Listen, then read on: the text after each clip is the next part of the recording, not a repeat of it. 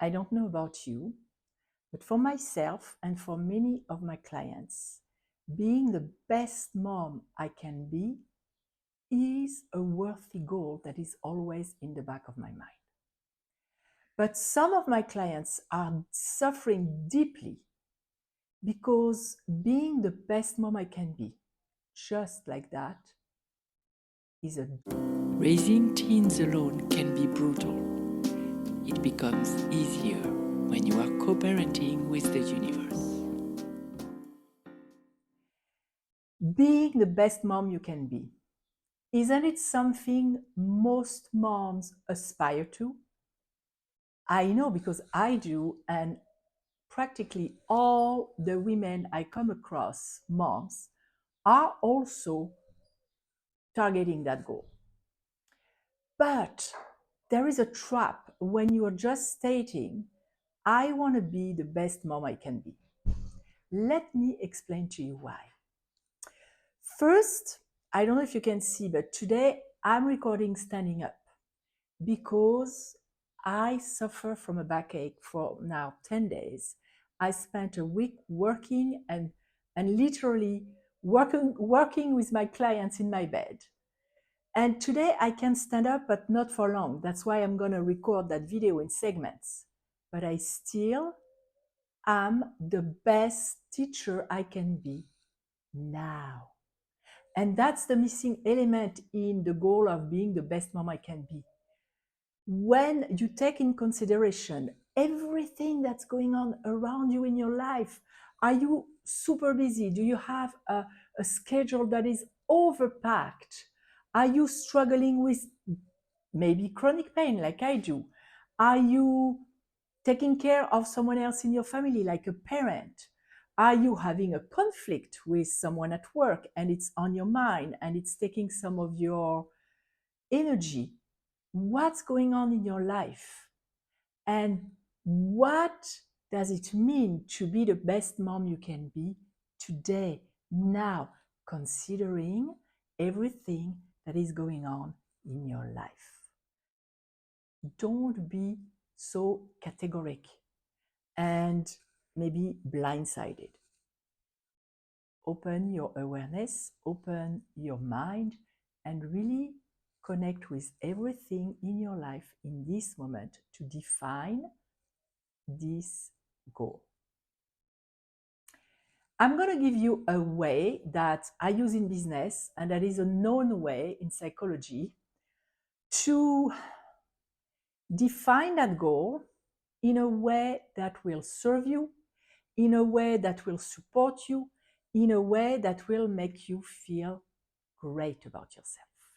And that's the notion of SMART goal. And SMART goal in this case is not only saying SMART because it's smart, but it's also an acronym. And I'm going to give you each letter, what it stands for, and examples of. The S in SMART goal stands for specific. What does it mean for you in your life today, considering everything that's going on? What does it mean to you to be the best mom? Is it to be more supportive? Maybe you tend to have an attitude where you shut down any idea that your teenager has, or you're not very supportive when they're going through challenges. Is it being more understanding? Maybe you need to spend some time with your teenager and understand them and where they're coming from. Is it maybe knowing your teenager better? For example, what do they love? What do they hate? Who do they have in their life? Really knowing them, asking them questions about even how do they see their future? Are they anxious about their future? I know I had a conversation not so long ago with my own son who told me that nowadays a lot of young people are very anxious about the future because not only are there economic recession in many places on earth, wars, a lot of uncertainty, even when we're talking about the future of this planet. So, and even when we talk about interrelationships between people, there is some anxiety there for them too, because they don't have the same definitions of what does it mean to relate to another in love, in friendship, etc. So maybe it's for you to know them better. Maybe it's being more flexible. I know for me, and that's something that my children pointed out some time ago when I was still raising them, I was not very flexible. I had a default answer of no every time they asked me for something, going somewhere, having a friend over. And that's something that I've learned in my childhood. And it's not to blame my parents. They did whatever they knew with whatever they had, the knowledge and the tools they had. But that's a habit I developed and I integrated. So once it was pointed out, I specifically made an effort to notice when I was saying no on autopilot. And it even happened in my friendships when my friends were coming like, why wouldn't we go there or do that? I was like, no. No was my first response. And they had to convince me for the yes. So I decided that to be the best mom I could be in that moment was to be more flexible. Maybe is to be more loving. And if this is, do you know the love language of your teenager? I will put a link in the bottom of this video towards the book, The Five Love Languages. I don't know how old they were, but I asked my kids a good question to ask if you want to discover their love language and maybe your love language as well is, when do you feel loved by me? Loved by me. Is it when I give you a hug? Is it when I spend time with you and we're just the two of us, quality time? Is it when I have small attentions, like I do stuff to help you? Is it when I say to you that I love you and how much I appreciate you? Is it when I buy you small gifts? So be clear on how and when they feel loved by you so that you can communicate that love better to be better received by them. And by the way, for you as well, that way you know when you feel loved, what's your dominant love language. Because, of course, we can feel a degree of love for each one of them, but we have a dominant one. That way you can communicate it. I did even communicate it to my children when they were old enough to understand. And that way, if you are also in a love relationship, you can demonstrate and receive love better. Another example is it for you to be a better mom? I'm removing my shoes because my back is killing me. Is it for you to be more maybe demonstrative? To have more attentions, which is one of the love languages? I know growing up in my family, we barely celebrated birthday. It was just a cake, but we didn't really even sing happy birthday. We didn't make a big thing out of it because, and that ties to something else. We didn't hear a lot, I love you. We didn't say a lot, I love you. We didn't say good night. It was not something we did in my family because there was a certain shame around demonstrating love, which my parents have learned from their parents and their parents from their parents, etc. It was some kind of ancestral shame that I had to break in my family with my kids, where my father was always like, we don't need to say I love you and we don't need to make a big fuss out of things because it's implied. We know we love each other. And for them, it was more affirming that we don't love each other if there is a need to affirm that we love each other. That makes sense. I made sure to break that with my kids. And actually, in my house, we had the birthday week, where during the birthday week, the one who had the birthday didn't have chores, they were not doing the dishes, they had certain benefits and privileges during the birthday week. I also made sure to say goodnight to my kids. I also made sure to say I love you. And frankly, to be fully transparent, there was a time before I had my kids where I was asking myself, I had so much shame and I felt awkward about saying I love you. I wasn't sure I would be able to even tell my kids I love you. Thank God it wasn't the case, but that's something that came in my mind before I even had kids. So, what does it mean for you to be the best mom you can be now? Have a certain definition in your mind and try to take one thing at a time. Don't try to do everything too quick, like to be perfectionistic. Leave the perfectionism out the door. The M in SMART goals stands for measurable. How will you know when you have attained that status, achieved that status of being the best mom you can be? Is it how many times you've been supportive this week or today? Um, is it measured in how the intensity of the support, for example? Did you drive them somewhere to support them? How will you measure? How many times a day, a week, a month, etc.? How will you measure that you are the best mom you can be? And because we were very specific in our definition of being the best mom we can be, I'm sorry, I'm a little bit out of breath. Let's take a deep breath. I don't know why.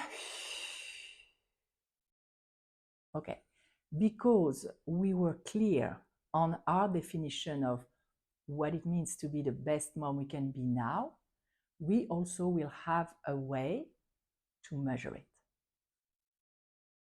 The A in SMART goals stands for attainable. So don't be too extreme. If you're like me, I used to be very extreme, very black and white, and I really had to teach myself to ditch that habit because it wasn't serving anything in my life. So for you, make it attainable. For example, if you are a mom who barely cooks and you want to start instilling good eating habits for your kid, your teenager, and your family to be healthy, do not start setting a goal of being a cooking mom, feeding them in a healthy way by having to cook every day to feel that you're a good mom. You're the best mom you can be. Maybe start with once a week or twice. For me, it was an issue because I'm French. I grew up cooking every day, and it's very fast for me to cook, especially that I love vegetables and I love the natural taste of stuff. So I don't always make like dishes which are composed of a lot of spices, a lot of ingredients. Very often during the week, I make very simple dishes. What is it for you? And the second point in being attainable, I just touched a little bit on it, make it simple. Make it, if you're not someone who cooks, do not start setting your goal about making a souffle, which is extremely difficult to make.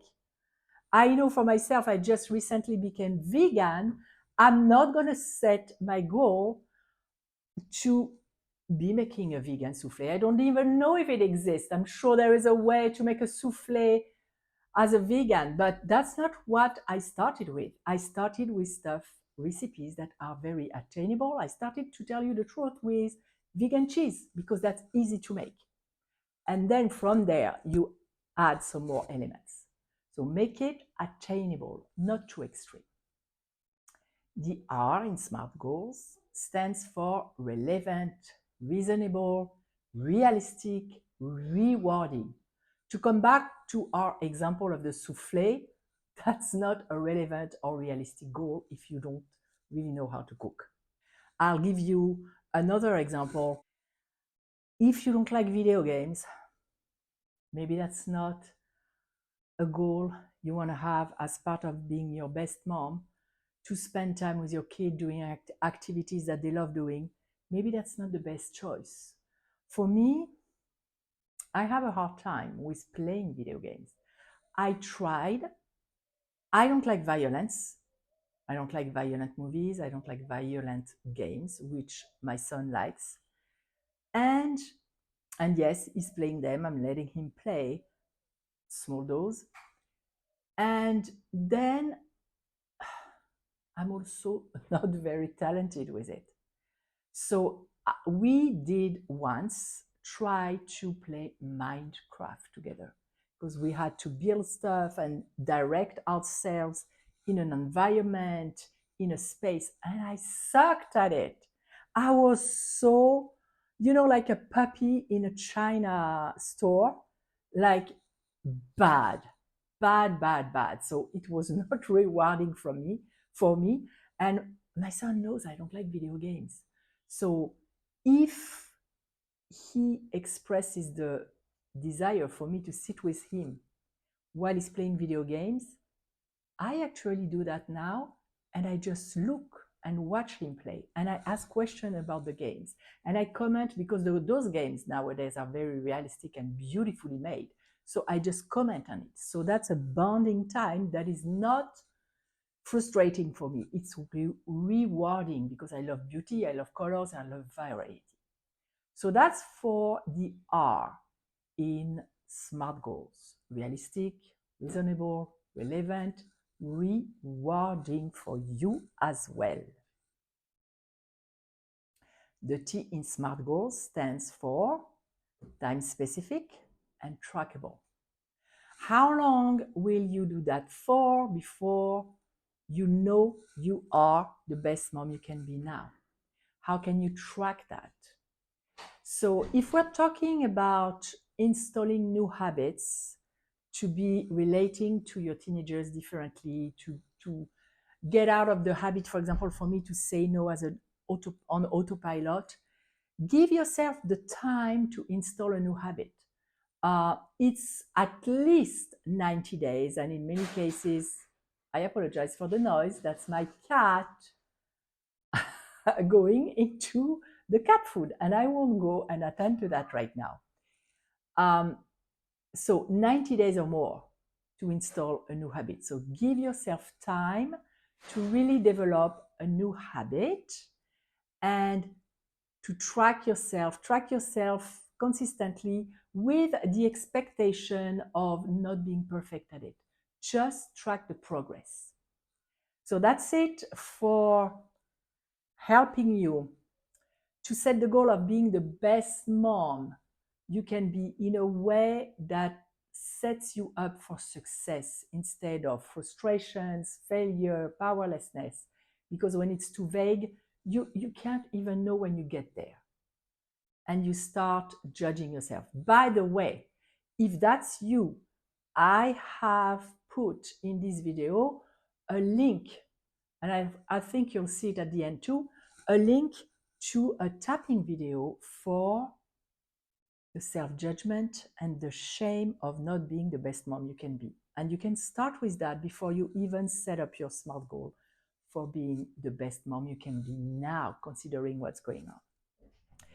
If this video was valuable to you, put a comment below.